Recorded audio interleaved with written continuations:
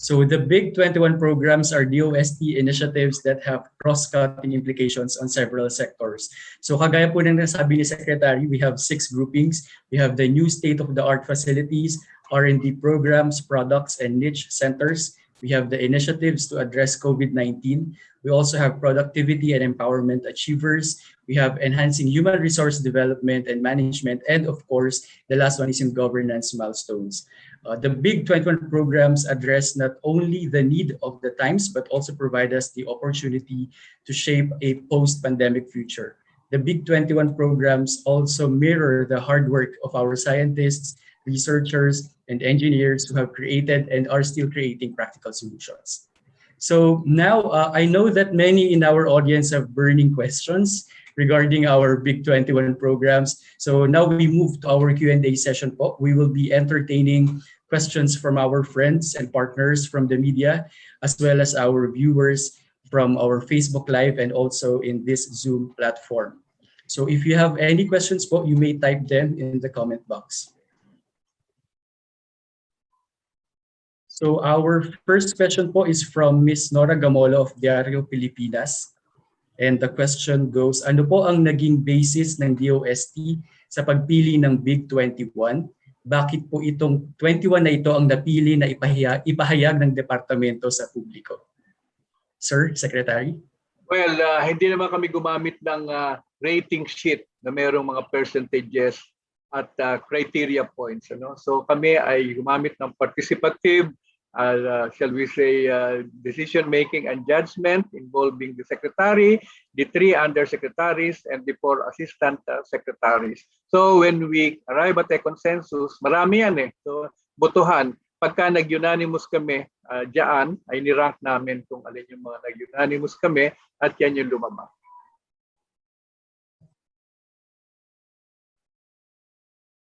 Okay, salamat po, sir. And our next question po is from Mr. Bonnie Dakayanan of Facts and Figures Tarlac. Papaano po makikinabang ang mamamayan sa mga naturang proyekto at ano po ang masasabi nating consolidated impact nila sa ekonomiya ng Pilipinas? So maybe Secretary and our undersecretaries po. Oo. Ano nga yung unang tanong? Paano makikinabang? Iba't ibang paraan, ano? Kasi kita natin, iba-iba naman ang category ng ating Big 21. Unang-una, yung mga facilities definitely will be very, very useful in carrying out new R&D projects that can discover new knowledge, okay? And new products, new technologies na eventually ay makakatulong din sa ating ekonomiya. Pangalawa, o kaya sa pag-solve ng mga problems. Pangalawa ay yung mga facilities na pwedeng gamitin. Okay? Hindi na kailangang bumili ang isang small enterprise ng sarili niyang facility kung nandiyan naman at pwede kang gumamit. Ika nga marireduce yung front-end expenses. Maaaring magbayad ka na lang ng fees on a per use or per time basis. Pero napakalaking ganansya niyan as a shared facility. And yung huli, which is parang consolidated impact on our economy, siguro ang ultimately ang masasabi natin diyan, habang napapalakas natin ang industriya at habang nasosolve natin ang mga problema na nagre-resulta sa mga losses, no, ay malaking kontribusyon yan para sa ating pagginhawa. Hindi lang naman dagdag na kita ang hinahanap natin. Hinahanap din natin yung mabawasan ang losses. Nandiyan na yung losses sa mga disaster. Nandiyan na yung mga losses na may kinalaman sa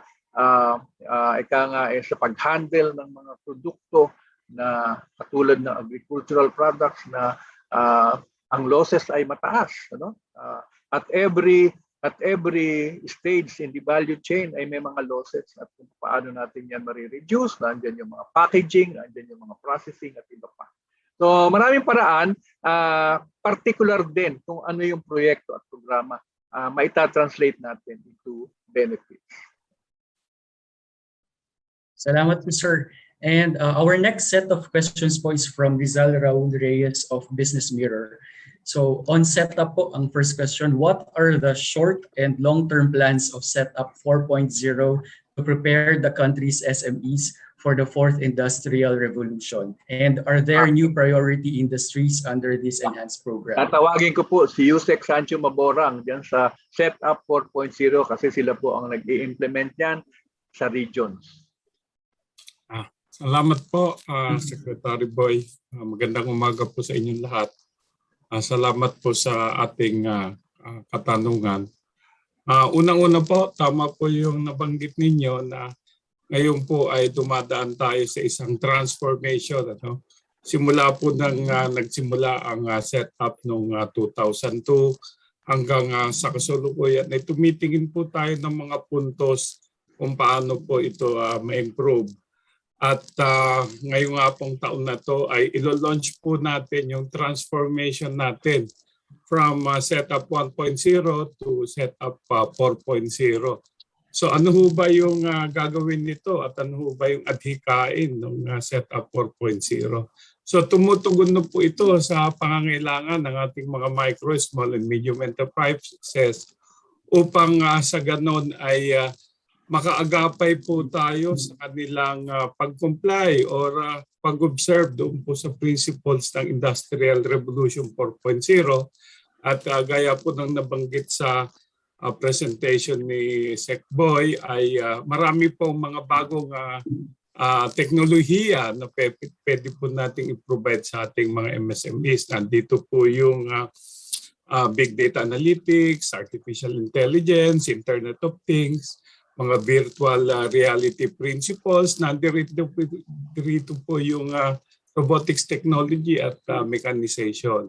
So ito po yung ating mga gagawin sa mga susunod na buwan at susunod na nakikita po natin na nag-i-improve po yung mga level ng MSME sa mga kanayunan. Hindi na lamang po yung simpleng teknolohiya ang kanilang kinakailangan, subalit para po maging mas competitive or globally competitive at mas innovative at productive yung ating mga MSMEs ay ituturo po natin itong mga bagay nito. Salamat po. Salamat po, Yusek Sancho. The next question po is on CEST. Aside from the existing priorities of the CEST program, are there other areas that the DOST will focus on? And is gender empowerment part of the program?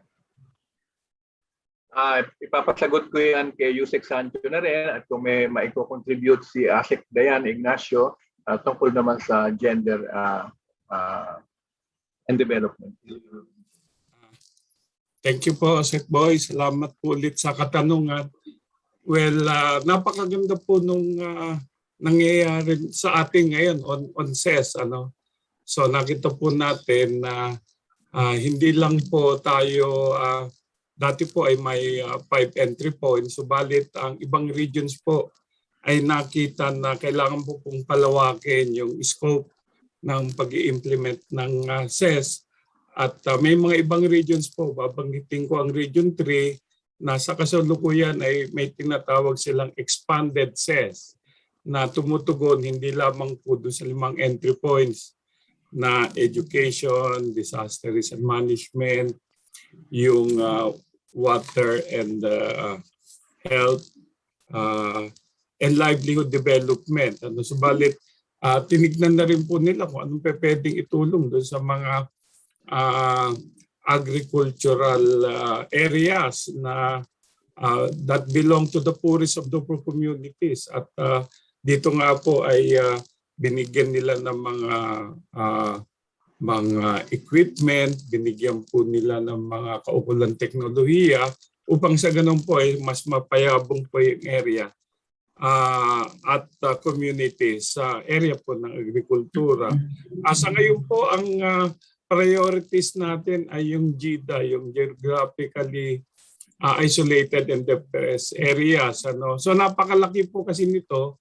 At tumutugon din tayo doon sa pangangailangan po natin, pangangailangan po ng mga indigenous people at yung mga marginalized community. So sa ngayon po, ito pa lang ang ating tinutulungan at na-factor na rin po natin dito yung yung katanungan tungkol sa gender and development at siguro po ay pwede po ito explain ni Asek Dayan maya-maya. So ito lang po muna yung aking may babahagi sa inyo. Salamat po.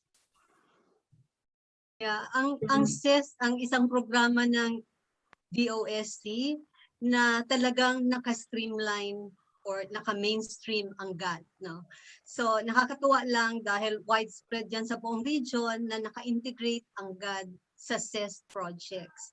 So in fact, recently, even the modules of SES naka-mainstream na rin sa GAD. And even the awards na ginagawa ngayon for SES, nandun din ang GAD component nito. Ang mga regions natin ay napaka-active, no, in incorporating GAD in its projects, lalo pa sa SES na sinusunod po nito yung Harmonized Gender at Development Guidelines sa lahat ng ginagawa nito. So sana po ay may patuloy din natin ito, hindi lang sa SES, kung hindi din sa ating mga programa sa DOST. Ang susunod nating tinitingnan dito ay magkaroon din ng GAD component ang ating mga GIA projects and some other projects of DOST. So actually, I would like to congratulate the regions for being active in integrating GAD in the way they do things, especially yung, if I may mention a few regions, Region 8, Region 2, Region 7, and some other regions. Marami pong napaka-active sa GAD. Maraming salamat po. Thank you po, Yusek Sancho and Asek Dayan. Our next question po is on AMCEN and Amerial. What particular role will the AMCEN and Amerial play in boosting the technological capability and competitiveness of our local manufacturers? So i-request natin si Yusek Rowena Guevara to respond to this. Pwede pong pakiulit ng tanong. Yes, ma'am. What particular role will the AMCEN and Amerial play in boosting the technological capability and competitiveness of our local manufacturers? Alam nyo, sa panahon ng ngayon, ang labanan na po ay yung tinatawag nating Fourth Industrial Revolution Technologies. Sa paniniwala po ng DOST, kasama po kami ni Yusek Sancho Maborang, since nasa kanila po yung set-up program, ay maaari po nating introduce itong Fourth Industrial Revolution Technologies sa ating mga micro, small, and medium enterprises. At yan po ay magagawa natin sa tulong po ng Amerial at saka ng AMCEN.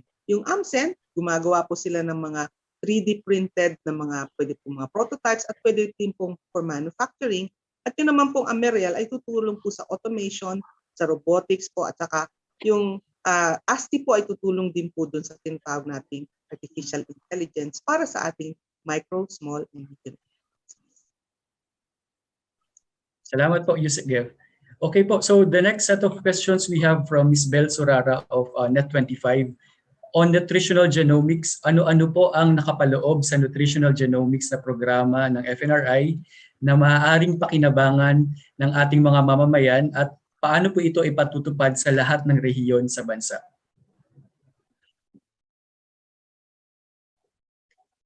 Secretary, sir? Ano nga, pakiulit mo nga yun? Yes po. Ano-ano po ang nakapaloob sa nutritional genomics na program ng FNRI na maaaring pakinabangan ng ating mga mamamayan at paano po ito ipatutupad sa lahat ng rehiyon ng bansa? Oo. Kung nandiyan si Dr. Imelda Agdepa ng Food and Nutrition Research Institute, ay ipasagot natin yung programa nilang nutritional genomics. Yeah, yes, sir. Good morning, Secretary Yusek Gev and all the rest of the dignitaries in the online platform.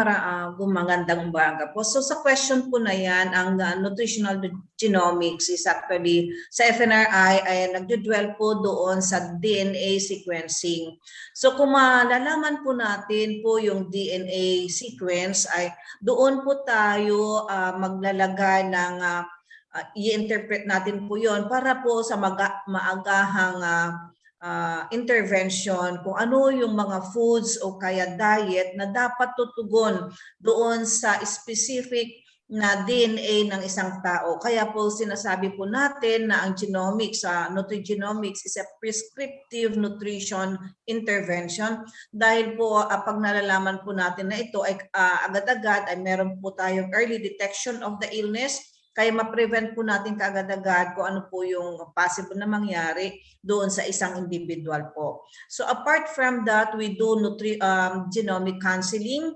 So doon po tayo magkakaroon o ipapaunawa sa individual kung ano talaga ang function ng nutrigenomics sa ating katawan.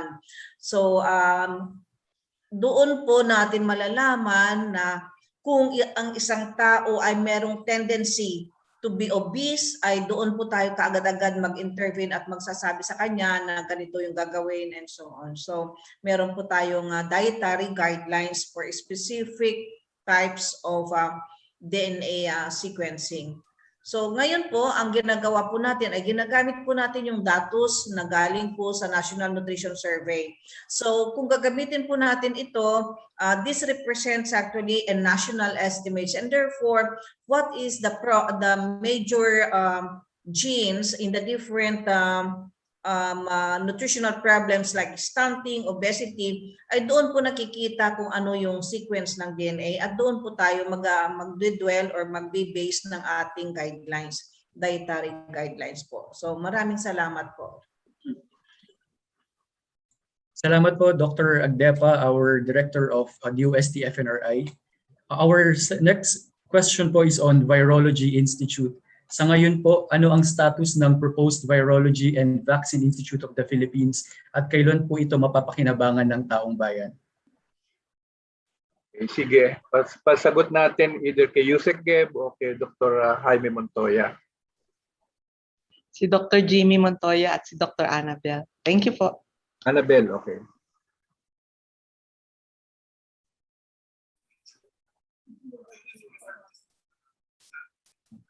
Good morning po sa lahat, kay Secretary FPP, kay Yusek. Ako ba mauna? Thank you po sa tanong. Sa kasalukuyan, ang ating VIP bill ay binabalasa pa sa Senate dahil ito po ay approved na po sa third reading ng Congress. So, ang aming bino-work out ngayon yung approval ng Senate and for a possible signing ni President Duterte before the year ends or before his term ends. And bukod pa dyan, merong VIP program na inumpisa ng DOST habang inaantay ang signing ng bill. So we have 8 projects under that VIP program at yung 6 ay sa kasalukuyang ini-implement ng ITBI at kaya ang isa dyan sa Big 21 na projects na inilunsad ay yung aming DSL-2 laboratory kung saan muna pansamantalang gagawin ang R&D projects nitong Virology and Vaccine Institute of the Philippines. At kami din po ay nakapag-engage din ng itong balik scientists para tumulong sa aming VIP program. Kung pwede ko lang dagdagan yung sinabi ni Director Annabel Briones ng ITBI. So maganda pong banggitin dito na kahit hindi pa ho na ipapasa ito ng Senado, although pumasa na po sa lower house, ay nagsimula na kami sa mga proyekto para ma-jumpstart po itong Virology and Vaccine Institute of the Philippines na sinabi ni Director Annabel. Pero banggitin ko lang na bukod po sa pag-undertake ng mga researches na ito, we are now in the stages of negotiation with many institutions, research institutions po na kilala sa larangan ng virology sa ibang bansa para po talagang meron tayong partnership and collaboration with the leading virology institutes in the world. Kasama na po dyan yung pagkuha natin ng mga experts katulad ng mga kilalang virologists na based po sa ibang bansa na ngayon po ay tumutulong sa atin sa pagtatayo ng VIP ito po yung ating mga balik scientists na binanggit ni Director Annabel. Salamat po. Thank you, Dr. Briones and Dr. Montoya. Our next question po is on the VCO trials. Tungkol naman po sa VCO, ano po ang status sa isinasagawang clinical trials sa PGH at doon po sa Santa Rosa Community Hospital? Ano ang naging resulta ng mga isinagawang trials? Unahin na natin si Dr. Montoya. Okay, salamat Secretary. Well, unang-una, dalawang klase po ng pag-aaral yan. Isa po yung community-based. Tinitingnan po natin yung kung makatutulong po ito, ang BCO, na mapabilis ang paggaling ng mga pasyente nating may mild cases. So ito po yung sa komunidad lang po minamanage o sa mga quarantine facility. Tulad po ito ng ginawa sa Santa Rosa na natapos na po. Ang patuloy pa lang po doon sa community-based studies ay yung po sa Valenzuela, yung po ay patuloy pa. Dinadagdagan po natin yung dami ng mga lumahok doon sa original na Santa Rosa study. Pero doon po sa Santa Rosa study may resulta na po yan. Napatunayan natin na mas mabilis po ang paggaling ng ating mga may COVID-19 kumpara doon sa hindi binigyan ng BCO. So, doon naman po sa PGH, tapos na po yung pag-aaral, yung mga lumahok po ay tapos na po, na-follow up na sila, at tinitingnan na po natin ang datos na yan. So we are in the stage of data analysis po. Ito naman po, titingnan natin kung makatutulong ang BCO sa mga may moderate to severe infection po, yung mga nao-ospital. So yun po ay nasa data analysis stage na po tayo at malamang po lalabas po yan anytime this month. So antabayanan na po natin yan. Salamat po. Thank you, Dr. Montoya. Our next question po is from Ms. Tina Panganiban Perez of GMA7. Can you please give an update on the use of Lagundi, Tawa-Tawa, and VCO on COVID patients? Are these now part of standard treatment of patients? Dr. Montoya na rin. Okay, salamat Secretary. Okay, salamat po sa tanong. Yung pong Lagundi at Tawa-Tawa po, ito may tinitingnan natin. Katulad din po ng BCO, kung ito po ay kapag idinagdag sa mga iniinom o binibigay sa isang pasyente na may COVID-19, kung ito po ay makakapagpabilis sa kanilang paggaling, sa pagkawala ng kanilang mga simptomas at maiwasan ang paglala ng kanilang sakit o yung tinatawag na progression ng kanilang sakit. Yun po ang tinitingnan. Now yung sa Lagundi po, alam naman natin yan na yan po ay aprobado ng FDA para po sa ubo at sa hika, bronchitis and asthma. So tinitingnan po natin kung yan ay makatutulong sa, katulad na sinabi ko, maiwasan ang paglala ng sakit ng mga tao na mayroong COVID-19 o yung maagapan o mas mabilis ang kanilang paggaling. Dahil po napag-alaman natin based on literature na may antiviral effect o pumapatay rin siya sa virus, itong Lagundi. Ganon din po ang Tawa-Tawa, no? So sa Lagundi po, natapos na po yung actual trial. So wala na pong, tapos na po yung pagkuha ng mga volunteers. Pinag-aaralan na po ang datos at yung po inaantabayanan natin.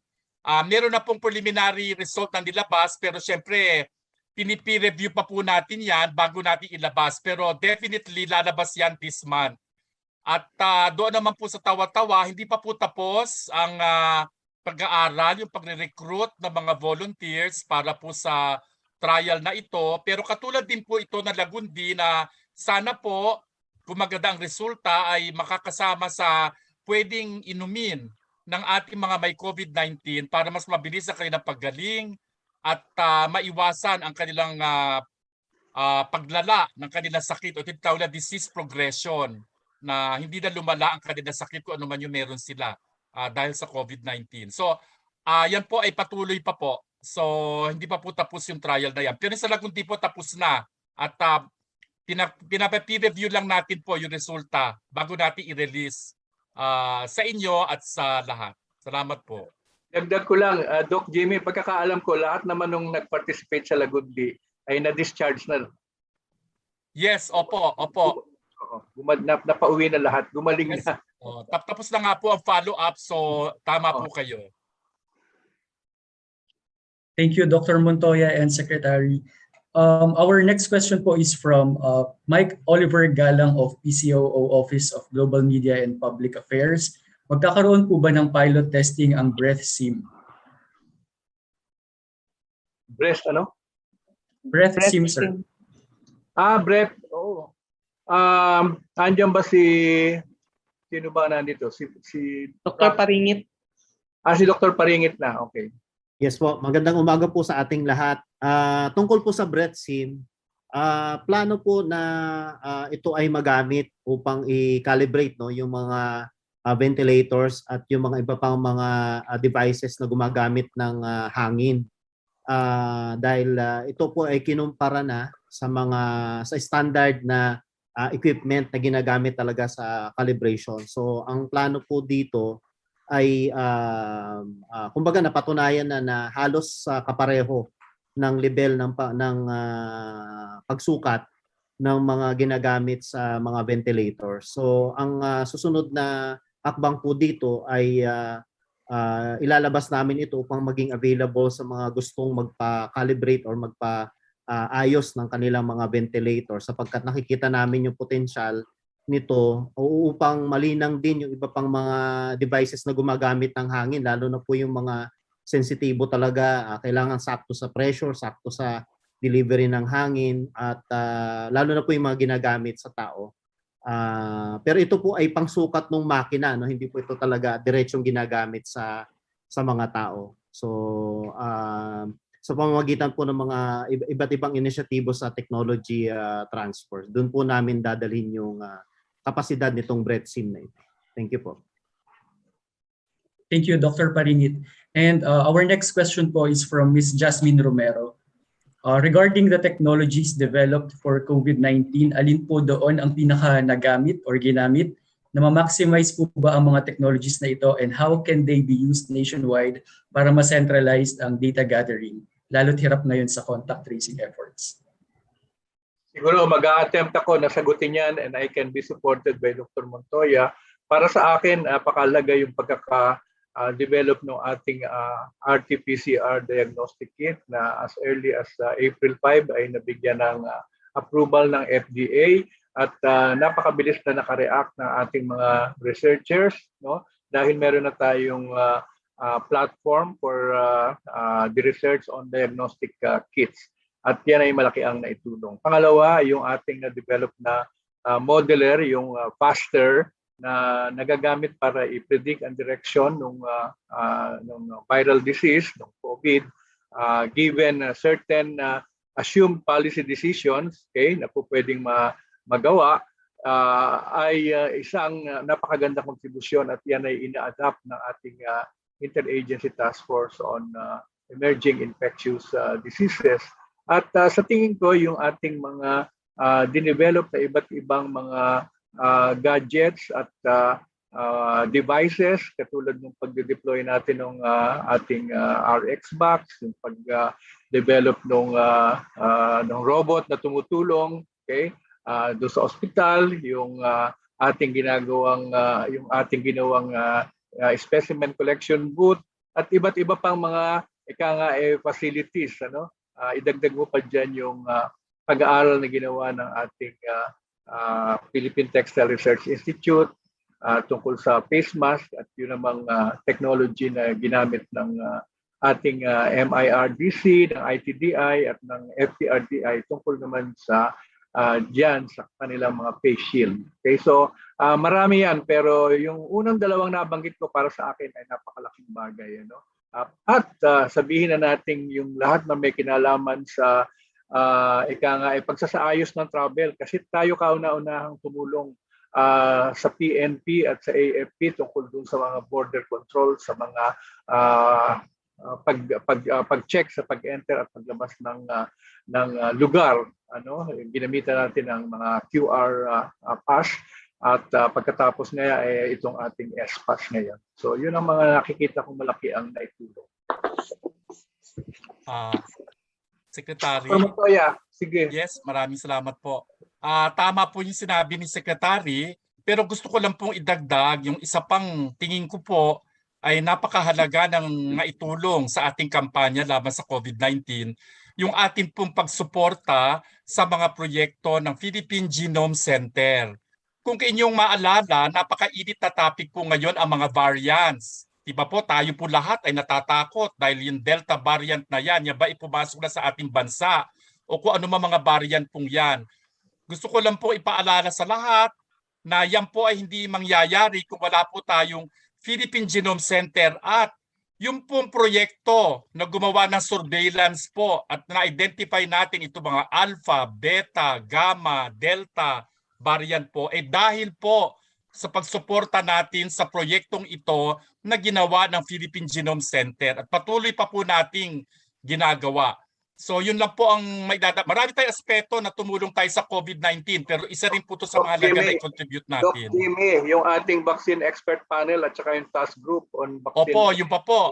Yung hindi lang po yan. Yung mga kaalaman, yung expertise po. Tayo po ang nanguna dito sa pagtatayo ng vaccine expert panel na kinabibilangan po ni na Dr. Gloriani at lahat po ng mga eksperto sa iba't ibang larangan na makinalaman sa COVID-19. At tayo po ang establish niyan at patuloy po yung gumagana, nagtatrabaho para po tayo ay makapili ng pinakaangkop na bakuna para po sa ating bayan. So, ilan lang po yan sa ating na-contribute sa kasalukuyan sa laban sa pandemyang ito. Salamat po.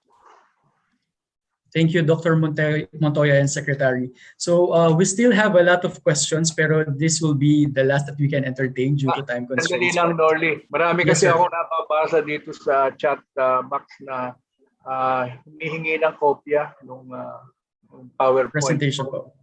Tingnan na lang ninyo yung mga messages na yun para matugunan. Yes, sir. Thank you. Yes, sir. Thank you po. So ito po ang ating last question for this Q&A session.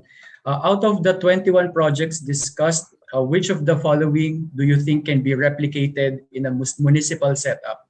And given the answer, can you state how can we connect with DOST? Tanong natin kay Yusek Sancho, alin daw ang pwedeng ma-replicate sa municipal setup?